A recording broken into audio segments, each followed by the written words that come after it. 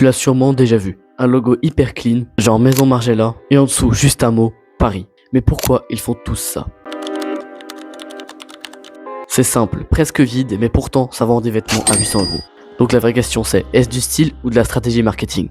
Dans le luxe, c'est simple. Moins t'en fais, plus t'es crédible. Un logo épuré, ça donne une impression de maîtrise et de confiance. T'as pas besoin de crier pour exister. C'est l'opposé des marques types qui mettent 15 couleurs et 3 polices différentes dans leur logo. Vous l'avez sûrement aussi remarqué, mais en dessous de ces marques, comme Maison Margiela, il y a souvent le mot Paris. Et c'est très simple.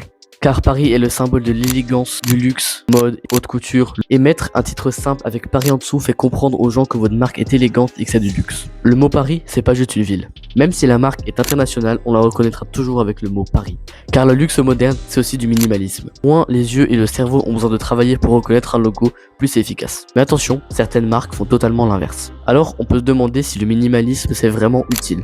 Ce n'est pas une règle, mais c'est un choix stratégique. Une stratégie que certaines marques n'adoptent pas du tout. Par exemple, prenez Louis Vuitton. Sur leur célèbre malle ou leur sac, leur logo est floqué de partout avec des étoiles et des fleurs à côté. Pour eux, c'est différent. Ils ont opté pour une stratégie bien plus simple, mettre leur logo partout pour qu'on les reconnaisse tout le temps. D'ailleurs, dites-moi en commentaire si vous voulez un Nick Lamotte sur Louis Vuitton, car il y a beaucoup de choses à dire et c'est très intéressant.